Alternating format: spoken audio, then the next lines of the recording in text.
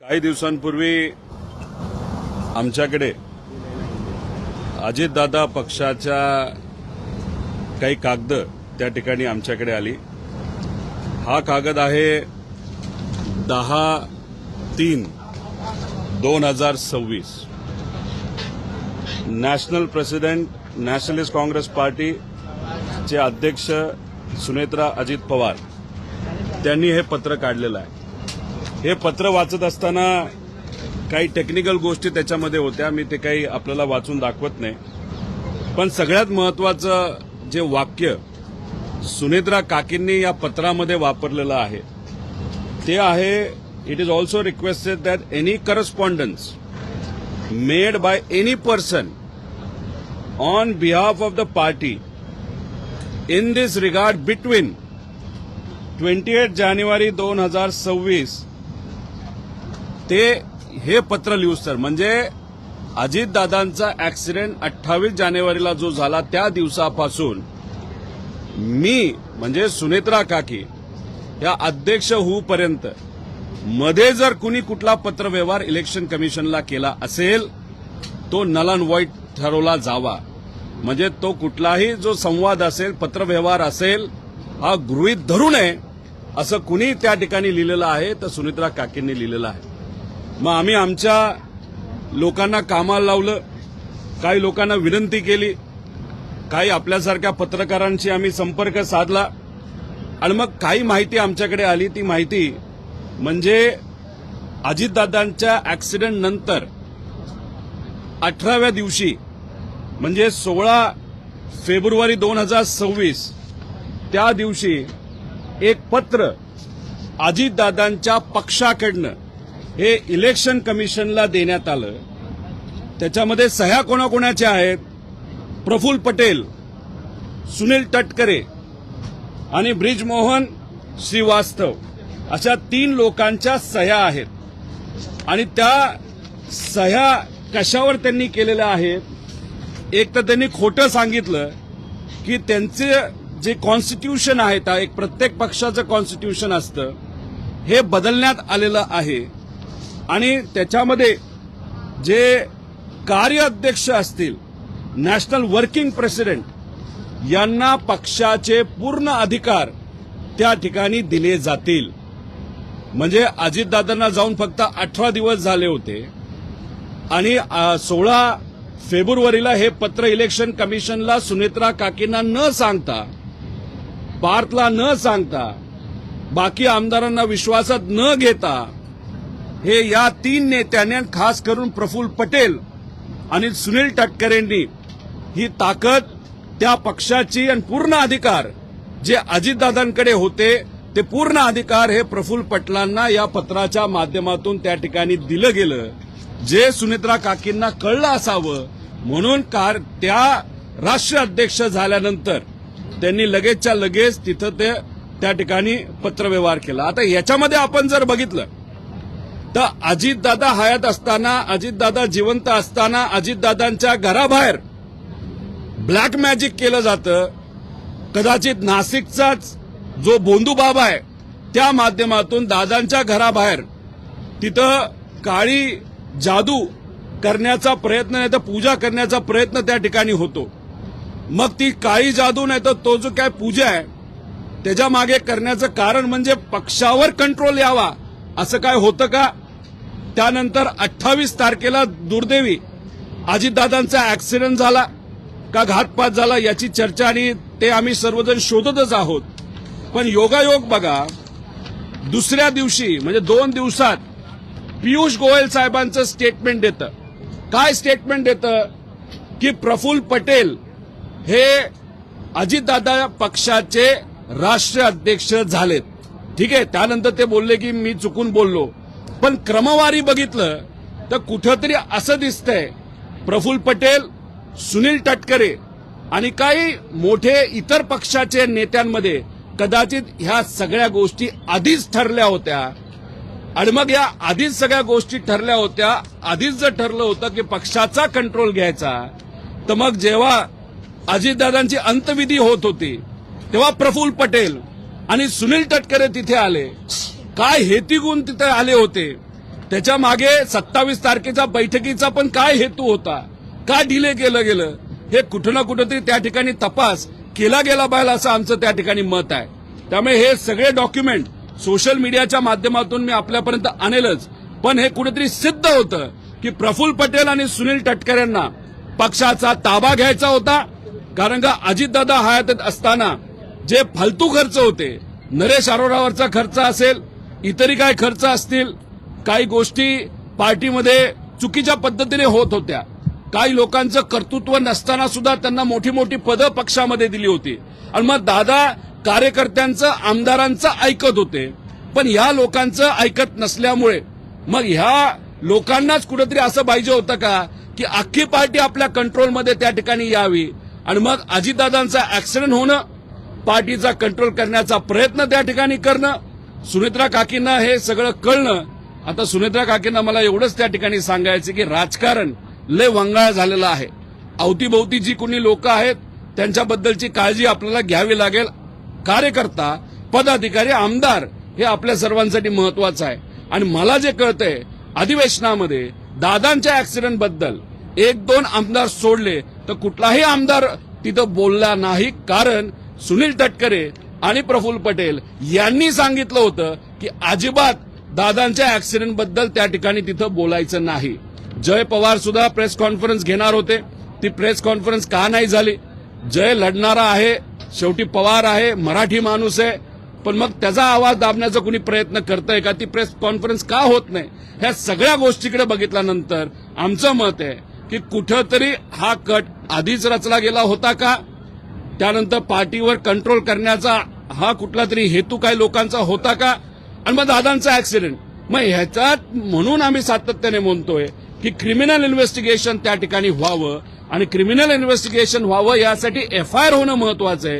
जो एफआयआर काल बँगलोरला कर्नाटकामध्ये झाला आणि तो कालच आपण जर बघितलं तर हा इथं आता डीजीपी महाराष्ट्राकडे ट्रान्सफर करण्यात आलेला आहे.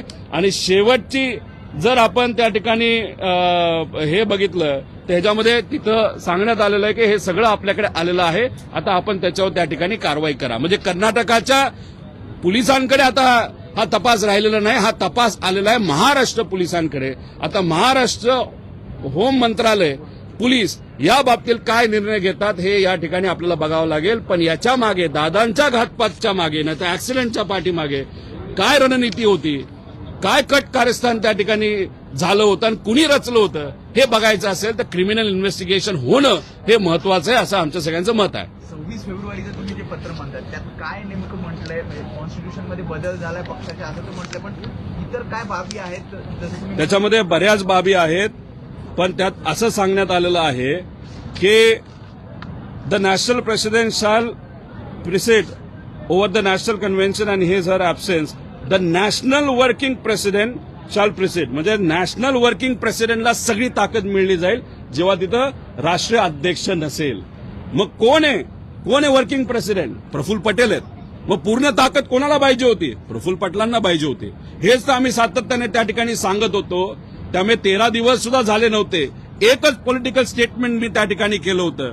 आम्ही म्हणालो होतो की त्या पक्षाचे राष्ट्रीय अध्यक्ष ह्या सुनेत्रा काकीच झाल्या पाहिजे आणि महाराष्ट्राचं उपमुख्यमंत्री पद सुद्धा त्यांनाच त्या ठिकाणी मिळालं पाहिजे आणि सगळे कॅबिनेट मंत्रीपद जे अजितदादांकडे होते ते सुनेत्रा काकींकडे गेलं पाहिजे असं आमचं सगळ्यांचं मागणं होतं. ठीक आहे, फायनान्स आत्ता मिळालं नसेल, पण आता हे अधिवेशन झाल्यानंतर फायनान्स त्यांना मिळेल असं आम्हाला कळतंय. याच्यासाठीच आम्ही मागणी केली होती, कारण या लोकांवर दादांचा ज्याच्यावर विश्वास नव्हता, प्रफुल्ल पटेल आणि सुनील तटकरे यांच्यावर आमचा सुद्धा त्या ठिकाणी विश्वास नव्हता आणि म्हणूनच तिथं ते स्टेटमेंट आम्ही केलं आणि आमदारांनी प्रेशर टाकलं. त्याच्याच बरोबर 35 आमदारांनी प्रेशर टाकलं. बाकीचे कुणी लिहिलं नसेल ती वेगळी गोष्ट आहे.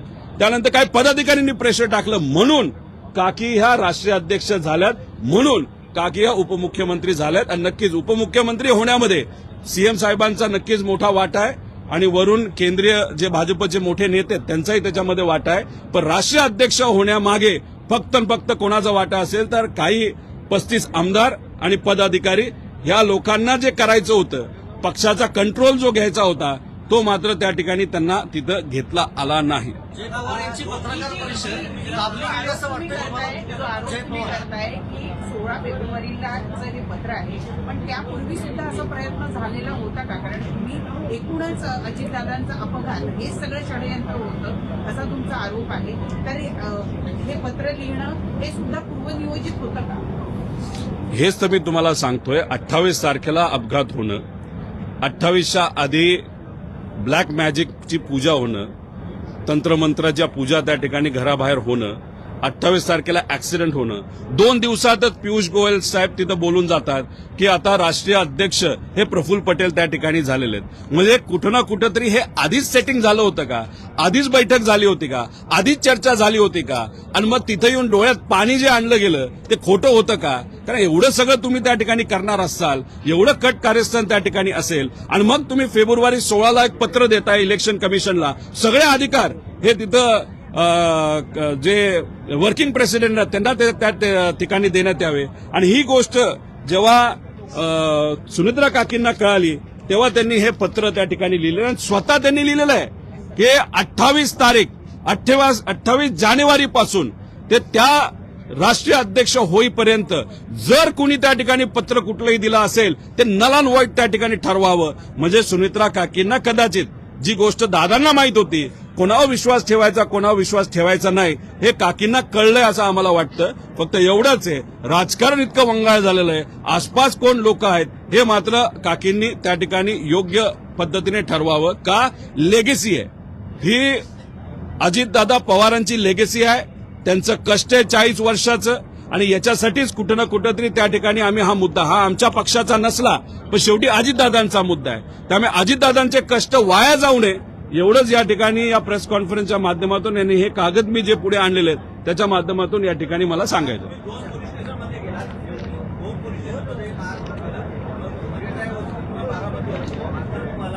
एफआयआर दाखल करायला बँकेत जावं लागतं. मला अजूनही वाटतंय का महाराष्ट्र तपास करेल?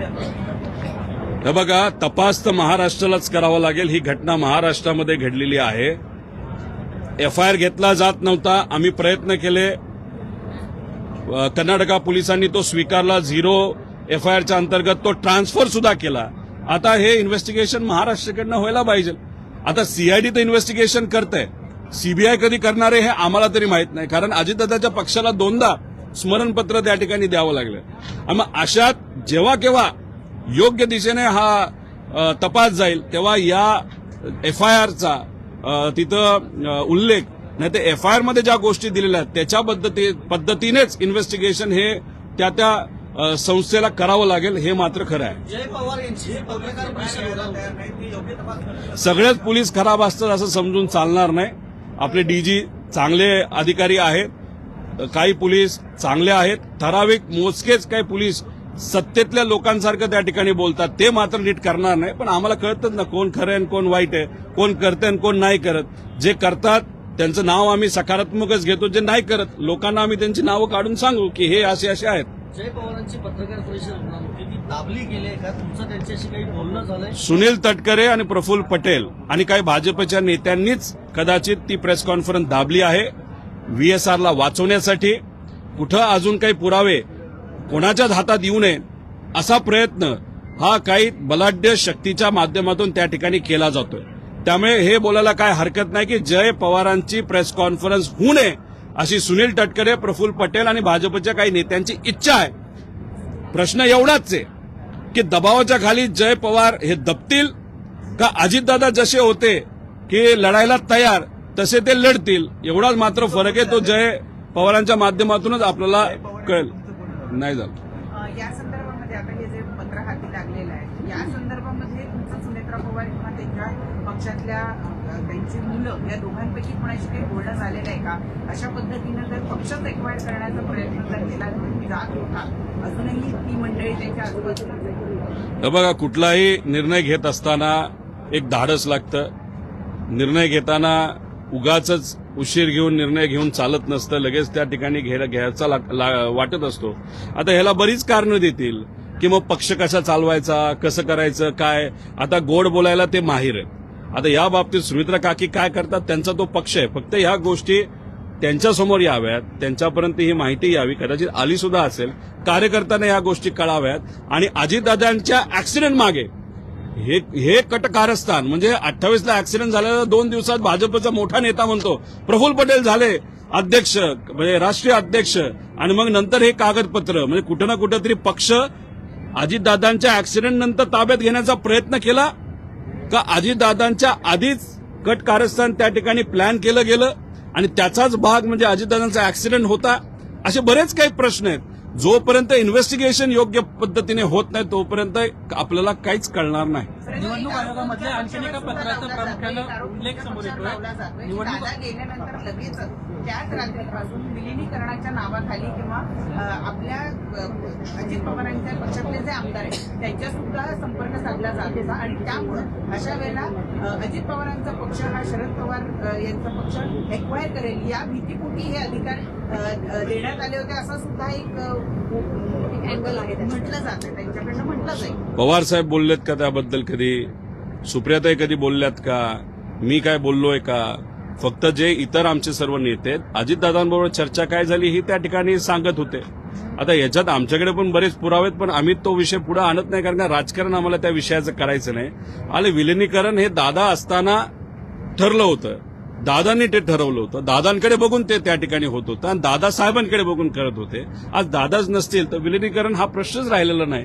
त्यामुळे आम्ही त्या विषयावर कुठंच बोलत नाही. आणि राहिला प्रश्न त्यांना जर उद्या जाऊन, आता बघू कोण त्या बाबतीत काय बोलतंय, त्यांनी जर काय खोटेपणा लोकांसमोर तिथं आणला की असं झाली चर्चा, तशी झाली चर्चा, त्या दिवशी झाली जेव्हा दादांचा ऍक्सिडेंट झाला, मग आमच्याकडे पण काही गोष्टी आहेत, आम्ही सुद्धा खरं काय घडलं हे लोकांसमोर त्या ठिकाणी आवडून फक्त त्या घटनेचं राजकारण होऊ नये एवढी दक्षता त्या ठिकाणी आम्ही सर्वजण घेतोय. आता तुम्ही एक महत्वाचं पत्र आणलं, पण ते पत्र असं आहे की राष्ट्रीय अध्यक्ष होण्यापूर्वीचं पत्र आहे.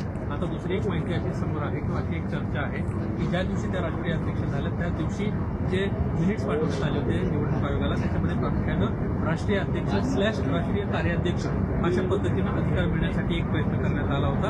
हे खरं आहे का आणि या संदर्भात कुठल्याशी काही माहिती आहे का तुम्हाला? नाही, याबद्दलची माहिती मला अजूनपर्यंत आलेली नाही. पण जी गोष्ट त्या कन्व्हेन्शनमध्ये नाही तर त्या बैठकीमध्ये ठरलीच नसेल तरी सुद्धा काही ऑफिसच्या कार्यालयाच्या लोकांना हाताशी धरून जर स्लॅश नाही तर काही विषय नाही तर थोडंसं लिखाणात बदल करून जर काही गोष्टी इलेक्शन कमिशनला पाठवल्या असतील तर तो फ्रॉड आहे. त्या पक्षामध्ये तो फ्रॉड झाला असं आपल्याला म्हणावं लागेल. आणि काकींना आता ह्या सगळ्या गोष्टी नवीन असल्यामुळे काकींचा जे काही नवीनपणाचा फायदा हा तिथे असणारे मोठे नेते म्हणजे प्रफुल्ल पटेल, सुनील तटकरे हे त्या ठिकाणी घेतात असं आपल्याला म्हणावं लागेल. आता या सगळ्या गोष्टींमध्ये त्यांना कुठल्या इतर मोठ्या पक्षाचा वर्धास्त आहे का हे येत्या काळामध्ये आपल्याला बघावं लागेल. निवडणूक आयोगामध्ये तुमचं जे भांडण चालू होतं निवडणूक आयोगामध्ये ते राष्ट्रीय अध्यक्ष अजित पवार यांच्या विरोधात चालू होतं. आता सुनेत्रा पवार राष्ट्रीय अध्यक्ष आहेत. आपली जी पहिली भूमिका होती पक्ष नेण्यासंदर्भातली ती कायम राहणार आहे का? तुम्ही या संदर्भाची नव्याने याचिका केली नाही, याच्यासाठी तुम्ही बघितलं असेल तर आम्ही कुठंच त्या ठिकाणी फॉलोअप करताना दिसत नाही. म्हणजे सुप्रीम कोर्टमध्ये हा मुद्दा चालला असला तरी आम्ही स्वतः जाऊन डेट द्या, डेट लावा असं कुठंच तिथं त्या ठिकाणी म्हणत नाही. याच्यावरूनच काय गोष्टी तुम्ही समजून घ्या. अशा वातावरणामध्ये, अशा काळामध्ये अशा पद्धतीने प्रेशराईज करणं, कोर्टात जाणं, डेट लावून घेणं, डेट लागावेत यासाठी प्रयत्न करणं हे काय आम्ही त्या ठिकाणी केलेलं नाही. 6 महिने त्या ठिकाणी जाऊ द्या, मग नंतरचं नंतर त्या ठिकाणी बघू. शेवटी साहेबांची तब्येत सुद्धा जेव्हा ही घटना घडली त्यानंतर भावनिक झाल्यामुळे साहेबांची तब्येत सुद्धा आपण सगळ्यांनी त्या ठिकाणी बघितलेली. आता तब्येत खूप चांगली आहे आणि मग याच्यानंतर राजकारण हे आम्ही त्या ठिकाणी चर्चेत आणू. पण आतापर्यंत राजकारणाबद्दल कुठलीही चर्चा आमच्या पक्षामध्ये त्या ठिकाणी झालेली नाही. एक पत्र के जरिए आप जो है ये हवाला दे रहे हैं की सुनील तटकरे और सर्वात जास्त तटकरेंवरती सुई अटकते संशयाची. त्यानंतर तो पायलट जो जिवंत आहे त्याला अमेरिकेत हलवण्यात आलं असे सूत्रांकडून माहिती. विषय एवढाच आहे की कोणाकडे सुई जाती हे इन्व्हेस्टिगेशन केल्यानंतरच आपल्याला कळेल. जर इन्व्हेस्टिगेशन नाही तर तपासच होणार नसेल तर आपल्याला कुठं काय कळणार आहे. आता ती सुई तटकरेंकडे जाती, प्रफुल्ल पटेलकडे जाती, पायलटकडे जाते, व्हीके सिंगकडे जाते, डीजीसीएच्या कुठल्या अधिकाऱ्याकडे जाते, का ती माझ्याकडे येते, का ती खालून पार मुख्यमंत्र्यांपर्यंत पास वरपर्यंत जाते हे आज आपल्याला बोलता येणार नाही. विषय एवढाच आहे, इन्व्हेस्टिगेशन प्रॉपरली त्या ठिकाणी होणं अतिशय महत्वाचं आहे. एवढंच माझं त्या ठिकाणी म्हणणं आहे. आणि कोणाला कुठेही हलवता येत नसतं. तो रोहित सिंग नावाचा जो कोणी मालक होता त्याला आता एक टप्प्याटप्प्याने त्याचे जे काही विमान आहेत ती विमानं मात्र अमेरिकेला हलवण्यासाठी सुरुवात केली, ते डॉक्युमेंटेशन सुरू केलेलं आहे. पण शेवटी एवढी मोठी ताकद व्हीके सिंगला आणि VSRला जर वाचवत असेल याच्यावरनं समजून घ्या. दादाचा ऍक्सिडेंट झाल्यापासून आतापर्यंत 80 ते 90 कोटी रुपये VSRला या महाराष्ट्र सरकारने त्या ठिकाणी दिलेलं आहे. हीच ती सरकार ज्याच्यामध्ये अजितदादांचा पक्ष आज सत्तेत आहे आणि हीच ती सरकार ज्याच्यामध्ये अजितदादा उपमुख्यमंत्री असताना त्यांचा ऍक्सिडेंटमध्ये मृत्यू झाला आणि ज्या कंपनीमुळे मृत्यू झाला त्या कंपनीला या सरकारने 90 कोटी रुपये अजितदादांचा ऍक्सिडेंट झाल्यापासून दिलेत. याच्यावरूनच काय गोष्टी तुम्ही समजून घ्या. एफआयआर कर्नाटकमध्ये 0 एफआयआर दाखल झाला. ते काँग्रेसची सत्ता आहे, तर इथे काही तांत्रिक अडचणी आहेत असं मुख्यमंत्र्यांनी सांगितलं होतं आणि मग कर्नाटकमध्ये होतो आणि मग वर्ग महाराष्ट्रात होतो. 40 वर्ष अजितदादांनी या महाराष्ट्रातल्या लोकांसाठी तिथं काम केलं, समाजकारण आणि राजकारण. अजितदादांचा ऍक्सिडेंट जेव्हा झाला तेव्हा उपमुख्यमंत्री होते आणि मग ऍक्सिडेंट झाल्यानंतर एफआयआर करणं हे महत्वाचं असतं. कारण का क्रिमिनल तपास जर आपल्याला करायचा असेल तर एफआयआर मध्ये ज्या काही गोष्टी नोंदवल्या जातात त्या पद्धतीने एफआयआर होतो. मुंबईमध्ये 0 एफआयआरच्या अंतर्गत प्रयत्न केला, बारामतीत केला, त्यानंतर सीआयडीकडे केला, तर तिथं कुठंच एफआयआर घेतला गेला नाही. त्याच्यावरच समजून घ्या की काही लोकांवर आमचा आता विश्वास राहिलेला नाही. पण शेवटी आता आम्हाला कर्नाटकात जावं लागलं. त्याचं कारण असं की तिथे काही महिन्यांपूर्वी जेव्हा गवई साहेब या सुप्रीम कोर्टचे प्रमुख असताना त्यांच्यावर जेव्हा एका चिरकुट व्यक्तीने तिथं बूट फेकला होता, महाराष्ट्रामध्ये वातावरण तापलं होतं, तेव्हा अमरावती, पुणे, नागपूर, त्याच्याचबरोबर कोल्हापूर या बऱ्याच भागात 0 एफआयआर करण्याचा प्रयत्न केला होता त्या चिरकुट माणसाच्या विरोधात, ज्याने एवढ्या मोठ्या महान व्यक्ती म्हणजे जो एकदम कष्टातून मोठा होता, महाराष्ट्राचा स्वाभिमान गवई साहेबांवर बूट फेकला, अशा त्या जली फेकला, त्याच्यावर तो एफआयआर करण्याचा प्रयत्न केला. पण महाराष्ट्रात तो झाला नाही. झाला कुठं तर तो कर्नाटकात झाला. त्यामुळे राहुल गांधींजींना मी जेव्हा त्या ठिकाणी भेटलो होतो त्यांनी कुठंच काही म्हणजे सगळा विषय समजून घेतला. फक्त त्यांनी एक स्टेटमेंट त्या ठिकाणी केलं की जिथं तुला न्याय मिळू शकतो अशा राज्यात तू प्रयत्न का करत नाही.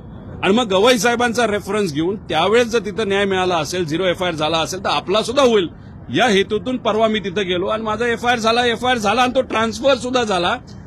डीजीपी महाराष्ट्र यांच्याकडे आता हा एफआयआर येऊन पडलेला आहे. तो आता बारामतीला घेऊन जावा लागेल आणि त्यानंतर तपास त्या पद्धतीने करावाच लागेल.